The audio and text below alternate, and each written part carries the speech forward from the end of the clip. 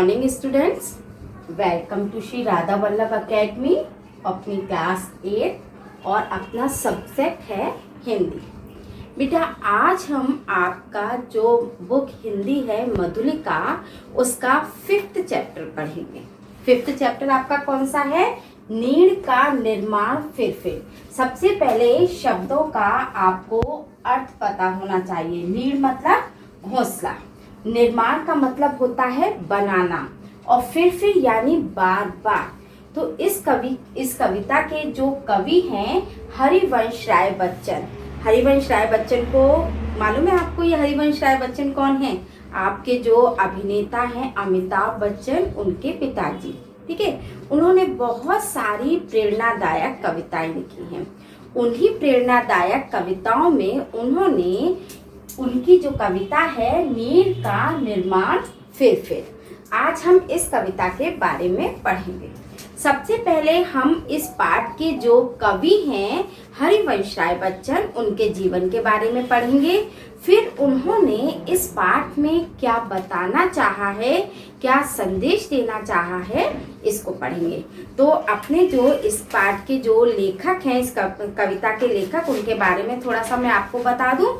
सबसे पहले हरिवंश राय बच्चन जो हैं वो एक प्रसिद्ध कवि भी हैं और लेखक भी, यानी कि इन्होंने कविताएं भी लिखी हैं और बहुत सारे पाठ यानी कि कहानी, एकांकी, इस तरह के जो विधाएं हैं वो भी लिखी, इसलिए इनको लेखक भी कहा जाता है। इन्होंने इलाहाबाद विश्वविद्यालय में अपनी पढ़ाई की थी। पढ़ाई इन्होंने कहाँ से की? इलाहाबाद विश्वविद्यालय से। उसके बाद भारत सरकार के विदेश मंत्रालय में हिंदी विशेषज्ञ रहे। मतलब जो विदेश मंत्रालय में हिंदी विशेषज्ञ के रूप में इन्होंने कार्य किया। इनकी सबसे प्रसिद्ध जो कृति है, यानी कि जो सबसे प्रसिद्ध इनकी जो रचना है वो है मधुशाला। ठीक है, इन्हें बहुत सारे सम्मानों से भी सम्मानित किया गया, जैसे साहित्य अकादमी से पुरस्कार मिला, सोवियत लैंड नेहरू पुरस्कार, कमल पुरस्कार, सरस्वती सम्मान और पद्म भूषण जो पुरस्कार था, इन सब से इनको भी सम्मानित किया गया। यानी कि ये जो कवि हैं इनको बहुत सारी उपाधियों से भी सम्मानित किया गया है। तो ये हमने अभी सबसे पहले इस पाठ के जो कवि हैं हरिवंश राय बच्चन, उनके जीवन के बारे में पढ़ा। अब हम अपनी कविता के ऊपर आते हैं। जो हरिवंश राय बच्चन हैं, इसमें नीड़ कौन बनाता है? नीड़ मीन्स घोंसला। तो घोंसला कौन बनाता है? पक्षी। तो पक्षी जो है उसके माध्यम से व्यक्ति को कोई संदेश दिया है इस कविता में, कि जिस प्रकार से पक्षी बार बार अपने घोंसले का निर्माण करता है, यानी कि बार बार उसका जब घोंसला किसी प्राकृतिक आपदा से या मनुष्य के द्वारा कैसे भी अगर नष्ट होता है तो वो उस घोंसले का बार बार निर्माण करता है। तो ऐसे ही इस कविता में जो लेखक कवि जो बताना चाहते हैं वो ये बताना चाहते हैं कि जिंदगी जो है कठिनाइयों से भागने का नाम नहीं। ये जो जिंदगी है, जो हमें ईश्वर ने जो जीवन दिया है, इस जीवन में बहुत सारी कठिनाइयाँ आएंगी, लेकिन ये कठिनाइयों का हमें सामना करना है, इनसे भागना नहीं है। जो संघर्ष हमारे सामने आते हैं उनसे हमें जूझना है, मतलब उन संघर्षों को हमें पार करना है। जिस तरह एक गहन काली, मतलब उन्होंने कई उदाहरण दिए कविता को, तो मैं एक्सप्लेन करूंगी। पहले इस कविता का आपको मतलब कविता के माध्यम से कवि क्या कहना चाहते हैं वो बताती हूँ। तो जिस तरह से एक काला अंधेर, मतलब जब काली अंधेरी रात होती है तो उस रात के बाद सवेरा आता है, उसी तरह से इसमें ही बताया कि अगर आज हमारे सामने कठिनाइयाँ हैं, कोई संकट है, तो उन कठिनाइयों के बाद अच्छे दिन भी हमारे सामने आएंगे। ठीक है, इसलिए हमें मुसीबतों से कभी भी घबराना नहीं चाहिए। तो इसमें एक उत्साह, इस कविता के माध्यम से एक नए उत्साह, नए उम्मीद के साथ पुनर्निर्माण कार्य करने के लिए कवि ने प्रेरित किया है। और उस प्रेरणा को देने के लिए उन्होंने एक पक्षी का उदाहरण दिया है कि जिस प्रकार पक्षी आंधी, तूफान और बहुत सारी विषम परिस्थितियों के आने पर उसका घोंसला जब नष्ट हो जाता है तो वो उस घोंसले को बार बार बनाती है। मतलब भले ही वो उसका बार बार वो ये सोच के बैठ जाए कि अरे यार फिर आंधी आएगी, फिर मेरा घोंसला टूट जाएगा, फिर कोई व्यक्ति आके मेरे घोंसले को नष्ट कर जाएगा, तो वो घोंसला न बनाए, लेकिन वो ऐसा नहीं करती है।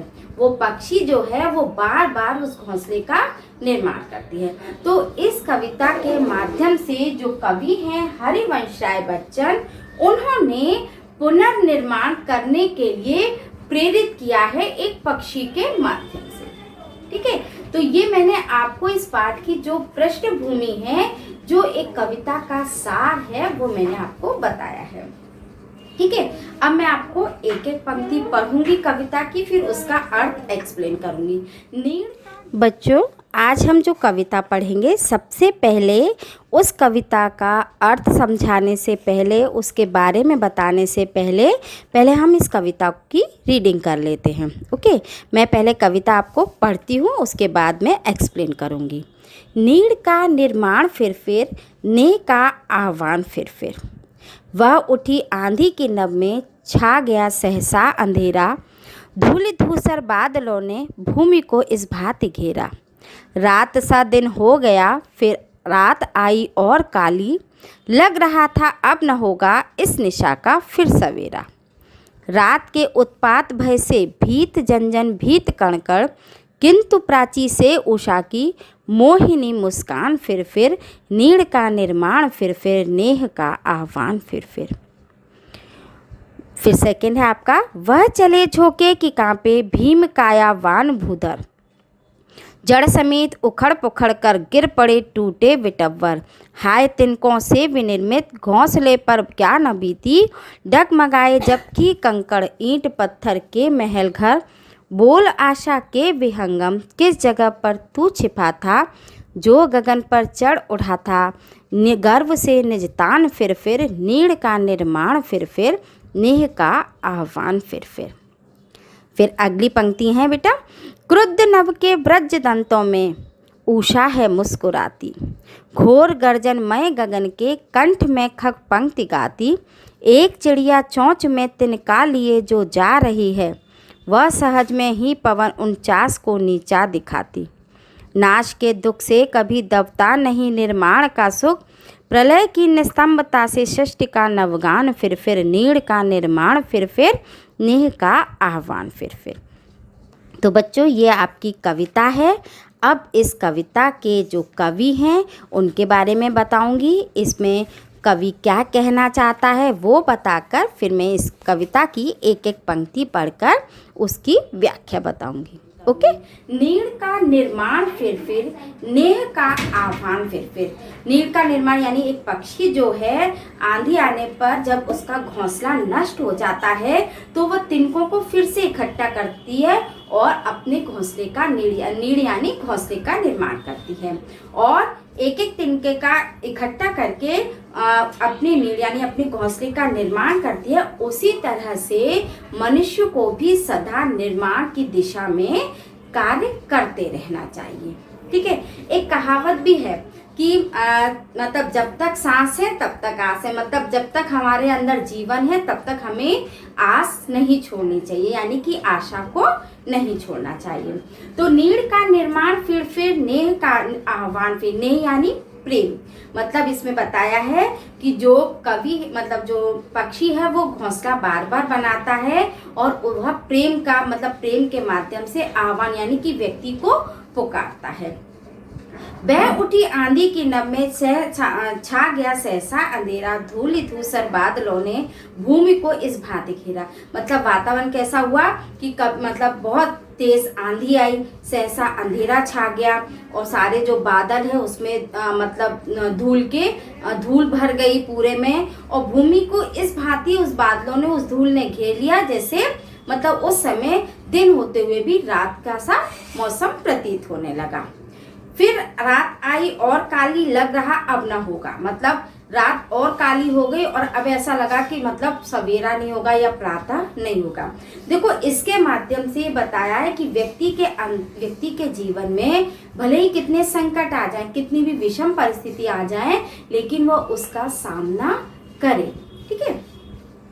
इस निशा का फिर सवेरा, रात के उत्पात भय से भीत जंजन भीत कण, किंतु प्राची में उषा की मोहिनी मुस्कान, फिर भी नीड़ का निर्माण, फिर भी नेह का आह्वान, फिर भी मतलब काली रात आ गई, उसमें ऐसा लगा जैसे अब सवेरा नहीं होगा। फिर उसके उत्पात यानी ये जो उपद्रव आया, उससे हमें ऐसा भय, मतलब हमारे अंदर ऐसा डर समा गया कि अब हमारे मतलब प्रातः होगी कि नहीं, हम इस संकट से उबरेंगे कि नहीं। लेकिन किंतु प्राची का मतलब होता है पूर्व दिशा में, पूर्व दिशा से क्या होता है, सूरज उगता है। तो फिर किंतु प्राची से उषा की मोहिनी मुस्कान, फिर मतलब इन संकटों के बाद, इस मौसम के बाद प्राची यानी कि जो पूर्व दिशा से जो सूरज उगता है उसकी मोहिनी मुस्कान हमें दिखाई देती है। और नीड़ का निर्माण, फिर नेह का आह्वान, फिर ये पक्षी के माध्यम से बताया है। कहने का मतलब ये है कि भले ही कितने भी दुख आ जाए, कितनी भी विषम परिस्थिति आ जाए, लेकिन हमें घबराना नहीं है। हमेशा एक काली रात के बाद सवेरा आता है। बह चले झोंके की कापे भीम काया वान भूदर, यानी कि जब बहुत तेज हवा चलती है, भीम काया भूदर यानी कि जो भूदर मतलब होता है पर्वत, बहुत बड़े बड़े पर्वत भी उस हवा से हिलने लगते हैं। जड़ समेत उखड़ पुखड़ कर गिर पड़े टूटे विटप पर, और इतनी तेज हवा चली कि जो पेड़ पौधे हैं वो भी जड़ से उखड़ गए। हाय तिनकों में विनिर्मित, विनिर्मित का मतलब होता है बनाए हुए, मतलब जो चिड़िया ने तिनकों से अपने घोंसले को बनाया है, घोंसले पर क्या न बीती डगमगाए जबकि कंकड़, मतलब ऐसी तेज हवा जब चली तो उन घोंसलों को क्या बेसा, वो तो घोंसले वैसे भी तिनके के बने होते हैं तो वो तो हाल टूट जाएंगे। जबकि इस विशाल काय आंधी में, हवा में कंकड़ पत्थर से बने हुए यानी सीमेंट बजरी इन सब से बने हुए जो महल पर्वत यानी घर है वो तक हिल जाते हैं। बोल आशा के विहंगम, किस जगह पर तू छिपा था, जो गगन पर चढ़ उठता निज के गर्व के निस्तान। फिर ये बताया है कि ऐसी भयंकर आंधी में, जिस आंधी में मतलब जो पत्थरों से, सीमेंट से, मिट्टी से बने हुए मकान तक हिल जाते हैं, ऐसे में घोंसले भी टूट सकते हैं, लेकिन फिर भी एक आशा का जो पक्षी है वो फिर से उठकर उसका अपने घोंसले का निर्माण करता है। ठीक है। कृतनव के वृज दंतों में उषा है मुस्कुराती, मतलब एक बार ने पहले भी बताया है कि जब अंधेरा आता है तो अंधेरे के बाद सवेरा होता है, तो ऐसे ही उषा है मुस्कुराती, उषा यानी कि प्रातः की किरणें। ठीक है। वो मुझे घोर गर्जनमय गगन के, मतलब जो गगन यानी आसमान है उसमें बहुत तेज आवाज होती है, बिजली चमकती है, आवाज होती है, कंठ के खक पंक्ति गाती, लेकिन फिर भी जो पक्षी है वो इन सब विषम परिस्थितियों में भी खुश होकर बिना किसी डर के, बिना किसी चिंता के अपने घोंसले का निर्माण करता है। एक चिड़िया चोंच में तिनका लिए जो जा रही, फिर जो कवि हैं हरिवंश राय बच्चन वो ये कह रहे हैं, जो एक चिड़िया जिसका जो घोंसला खत्म हो गया, उजड़ गया है, उस घोंसले को बनाने के लिए एक चिड़िया अपनी चोंच में तिनका इकट्ठा किए लेकर जा रही है। कहाँ लेकर जा रही है? अपने घोंसले का निर्माण करने के लिए। वह सहज में ही पवन 49 को नीचा दिखाती, मतलब वह इस कार्य को करके इन तेज हवाओं को भी मतलब शर्मिंदा करती है कि तुम भले ही मेरा कितना भी मतलब मेरा जो घोंसला है उसका विध्वंस कर दो, उसको तोड़ दो, लेकिन मैं फिर भी मेरे अंदर एक आशा है, मैं फिर भी उस कार्य को करती रहूंगी। नाश के दुख से कभी दबता नहीं निर्माण का सुख। इसमें ये बताया है कि भले ही कितना भी विध्वंस हो जाए, कितना भी मतलब चीज खत्म हो जाए, लेकिन उसका निर्माण कार्य कभी भी खत्म नहीं होता। देखो इन पंक्तियों में जो कवि हैं वो ये बताना चाहते हैं कि व्यक्ति को कभी भी हारना नहीं चाहिए। अगर विध्वंस है तो उसके बाद निर्माण संभव है।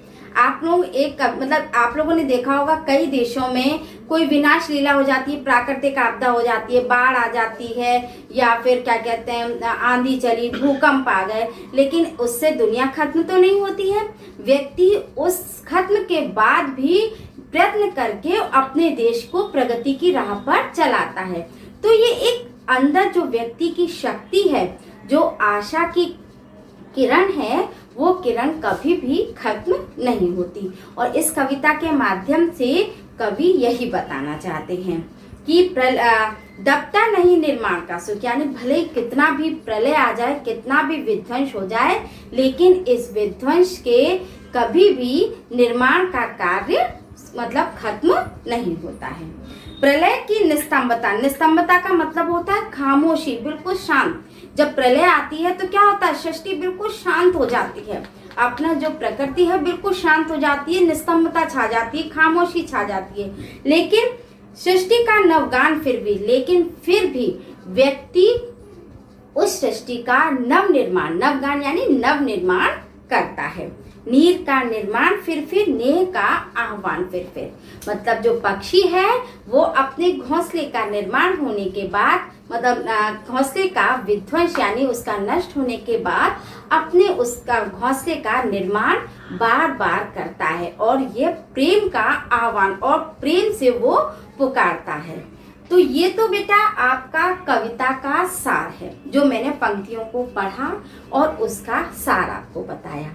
देखो, इस पाठ में केवल जो कवि हैं वह क्या बताना चाहते हैं, मैंने आपको सबसे पहले स्टार्टिंग में वही बताया है कि इस कविता के माध्यम से जो हरिवंश राय बच्चन जो कवि हैं, वो व्यक्ति के अंदर परिश्रम, उत्साह, उम्मीद, ये ऐसे गुण हैं जिससे व्यक्ति निर्माण करने की जो उसके अंदर शक्ति आती है।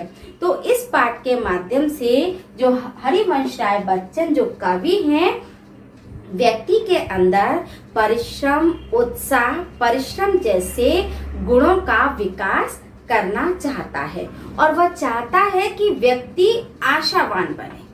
कभी भी जिस प्रकार से उन्होंने एक एग्जाम्पल दिया है कि जिस प्रकार से पक्षी अपने घोंसले के नष्ट होने पर उसका निर्माण बार बार करता है, वैसे ही व्यक्ति को कभी भी अपने मन में निराशा नहीं लानी चाहिए। हमेशा एक रात्रि के बाद प्रातः यानी सवेरा अवश्य आता है। तो उसी प्रकार से अपने मन में आशा रखकर परिश्रम करके हमेशा नव निर्माण और तरक्की के रास्ते पे चलना चाहिए, तो व्यक्ति को हमेशा सफलता अवश्य मिलेगी। तो बेटा, ये जो आपकी कविता है, इस कविता का मैंने आपको सार बताया। इस कविता के जो लेखक हैं, कवि हैं, जो हरिवंश राय बच्चन, उनके जीवन के बारे में बताया। और तो बच्चों, इस कविता का मैंने आपको सार बताया। इस कविता के माध्यम से जो कवि आपको बताना चाहता है, जो संदेश देना चाहता है, वो मैंने बताया। इससे पहले मैंने आपको इस कविता के जो कवि हैं हरिवंश राय बच्चन, उनके जीवन के बारे में भी बताया। इस पाठ में जो शब्दार्थ आए हैं बेटा, उन शब्दार्थों को मैंने आपको कविता में एक्सप्लेन किया है ना। ये शब्दार्थ मैंने बोर्ड पे भी लिखे हैं, उसके बाद आप अपनी बुक में भी देखेंगे। ये सारे शब्दार्थ आप पढ़ना और इनको नोट डाउन करना। अगर आप शब्दार्थ पढ़ेंगे तो आपको इस कविता का अर्थ समझने में बहुत आसानी होगी। ठीक है, अब इस कविता का सार मैंने आपको समझा दिया है। इसके बाद भी अगर आपको कोई चीज़, कोई पंक्ति, कोई शब्द का अर्थ अगर आपको समझ में नहीं आ रहा हो तो वो आप मुझसे पूछ सकते हैं। ओके।